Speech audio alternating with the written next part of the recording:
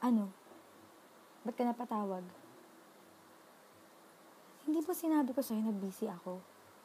Ang dami-dami ko na ang ginagawa. Ano? Pwede ba? Hindi ko na kayang i-budget yung time ko, ha? Andyan pa yung mga requirements ko sa school. May mga responsibilities pa ako sa bahay. Tapos tumadagdag ka pa. No. No. We can't serve two masters at the same time. Oo.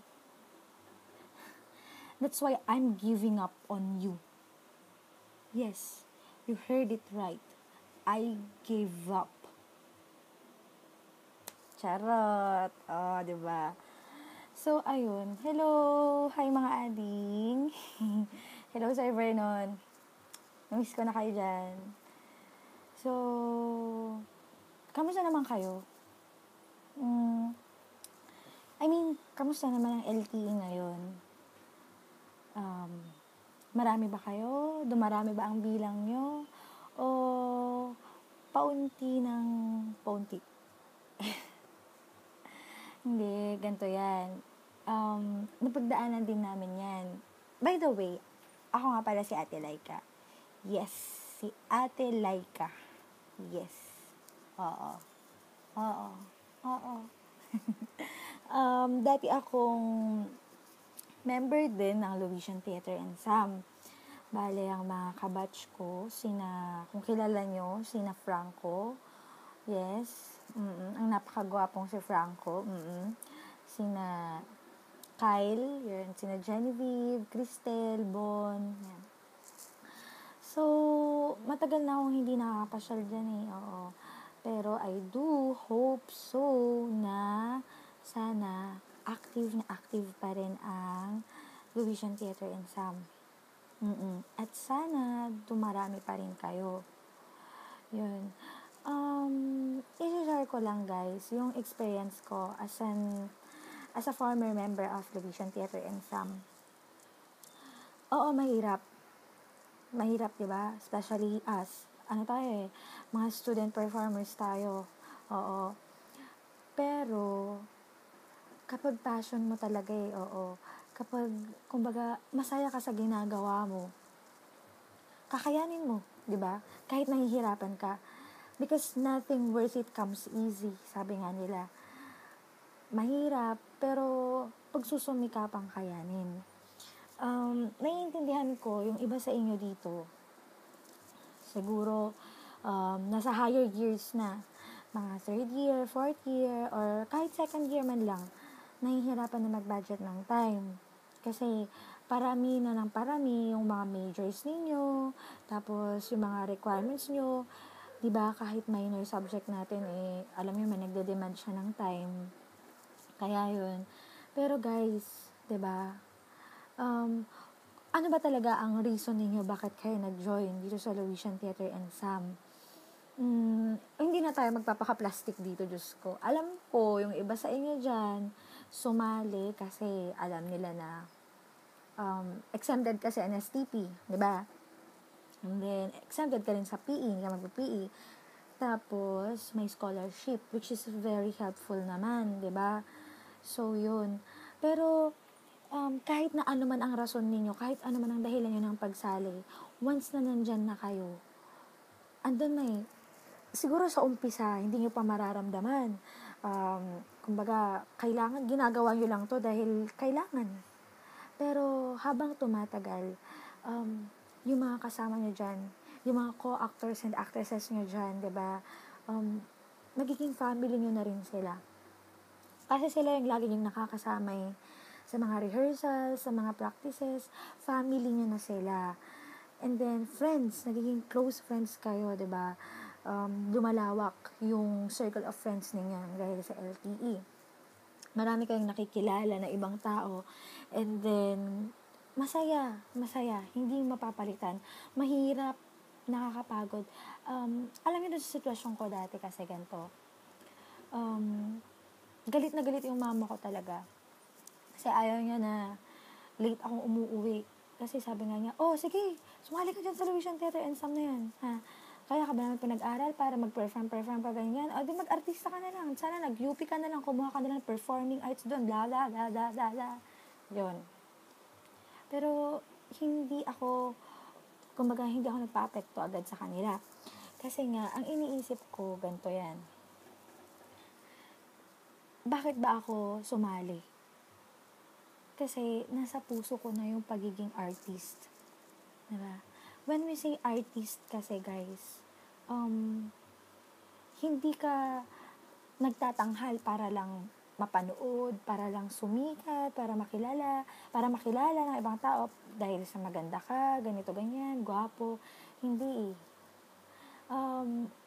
One of the most important essence of being an artist is that you have the ability to share good things to other people in the form of arts. Diba? So, you touch other people's lives. You let them feel what you really feel. You let them see what you see. Diba meron nga yung tinatawag natin na characterization. Kung baga binigyan ka ng isang role, nyari ang naibigay sa'yo na role is isang bata na naulila sa kanyang mga magulang, lumaki siyang nahihirapan, walang-wala, pero nagsumikap siya, nagtiyaga siya, and sa huli, naging successful siya. Pinortray mo yun. Diba? And then, na-execute mo yung character mo, na-perform mo yung character mo ng mabuti, na isa puso mo siya. Ngayon, yung mga makakapanood sa'yo, diba? Makikita yung struggle mo eh. Yung tao, yung character na nasa story, makikita yung struggle mo. Ngayon, ang laking epekto yun, ang laking impluwensya yun sa ibang tao. Diba? Nai-inspire mo sila na, wow, dapat pala ganito, ganyan, ganun, na ganito, meron pa pala yung mga tao na kahit walang-wala sa buhay, nagsimula sa wala, sa huli, pag nagsumikap sila, magiging matagumpay sila. O, diba? Ang sarap sa pakiramdam, guys. Oo, nakakapagod. Nakakaubos ng oras. Diba? Ang hirap i-budget. Pero hindi ba fulfilling sa pakiramdam na nahirapan ka nga? Oo, napagod ka sa pagtatanghal, sa mga rehearsals. Pero, makikita mo habang nagtatanghal ka, nakikita mo yung tuwa sa mukha ng mga manonood, yung ngiti, yung bang iba umiiyak kasi naramdaman ka, na-inspire mo sila. Diba, ang sarap sa pakiramdam ng ganun. So, ayun, yun yung gusto kong i-share sana sa inyo. Ang dami. Simula nung sumali ako sa Luisian Theater and Sam, sa pag-acting ko, ang laking tulong sa totoo lang. Diba, sinasabi ng mga magulang natin na, hindi mo naman yan magagamit sa pag-a-apply, hindi mo naman magagamit sa ganito, ganyan. Bakit? Pag mag-a-apply ka ba, iyak-iyak ka sa harapan nila? Hindi naman yun yung point. Pero, once na nandyan ka na kasi sa mundo ng theater, you get to know everyone. Hindi naman ibig sabihin na makikilala mo lahat-lahat, ganyan. Pero, no, matututo ka na makibagay sa ibang tao. Yung bang, dun mo marirealize kung paano makihalubilo, paano makisama sa ibang tao with different attitudes, people with different attitudes and individual differences. Di ba sinasabi natin yung isa sa mga workshops natin dyan, di ba? Yung anything under the sun. Yung mag-act ka, positive, negative, ganito, ganyan. May level of negativity, anger, sadness, and then yung positive, happiness, joy, ganon, excitement, di ba? Akala nyo, wala-wala lang yun, arte-arte lang. Pero, napagtanto ko, ngayong graduate na ako, napakalaking tulong yan. Lalo na sa pag-control ng emotion mo. Yun pa. Di ba pag nag-acting tayo, natutunan tayo dyan nila Sir Vernon kung how to control your emotion. Dapat hindi exaggerated yung pag-acting mo. Kung baka masaya ka, dapat hindi exage. Kung malungkot ka, hindi exage. Tamang-tamang timpla lang, di ba? Yun din, maia-apply mo din yun in real life, lalo sa career mo. Guys, totoo yan. Kung paano ka makikisama sa mga co-employees mo na may attitude problem, ganito ganyan, sa mga boss mo, ganun. Napakalaking tulong yan, pati nung college ako. Yes, pakikisama sa mga instructors, yung mga instructors na may attitude problem. Yun. Tapos sa mga classmates natin na, alam mo na, mga may something sa ugali. Yun. So, isa pa, dahil sa theater, naibahagi ko rin itong talento ko na to. Dito sa amin, nag-organize ako ng group, Eagles Theater Arts, yung name niya. So, mga bata sila. And then, that's for free. Minsan, binibigyan ko sila ng workshop pag may free time sila, pag hindi sila busy sa school, nag-workshop kami, ganito, ganyan. And then, makikita mo yung mga kabataan, instead na tumutok sila sa ibang bagay, sa mga negative na activities. 'Di ba? Nagkakaroon sila ng, kumbaga, libangan by means of theater. And then, na-enhance nila yung talent nila, ganito, ganyan. And then, nagsulat din ako noon ng mga script. And then, na-perform na rin namin dito sa barangay namin. So, ayun, di ba? Bukod sa you're touching other people's lives, isi-share mo rin yung talento mo, which is really a blessing. Di ba? Sabi nga nila, your talents are blessings from God. And then, yun, share your blessings. So, ayun, kaya guys,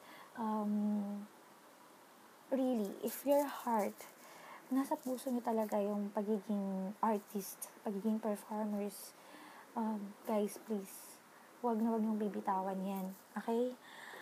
Alam ko, nahihirapan kayo, but, just pray. Include God in your prayers na sana i-guide niya kayo, na sana makayanan ninyo, mapag-balance ninyo yung sa school requirements and then this performing. Guys, napakalaking tulong to para sa iba. Hindi nyo alam, baka sa susunod na mag-perform kayo, merong mga tao na mababago ang buhay ng dahil sa inyo. Kaya, yun. So, yun lamang. Good luck, Louisian Theater and Sam, and I'm looking forward to get to know you soon, to finally meet you all, na sana makadalaw ako dyan, Sir Vernon. And, please, walang iwanan, ha?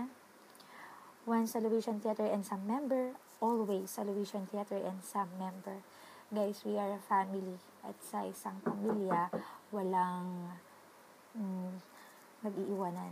Kaya yan. So, sa mga graduating dyan, good luck. Sana maipasa nyo yung mga thesis nyo, mga thesis nyo. Kaya yan. Time management lang. Malaking training, magandang training ground din ito para sa atin. Especially pag nagtatrabaho na tayo, ganyan. Time management para sa lahat, di ba? Mga multitaskers naman tayo Ganyan yan.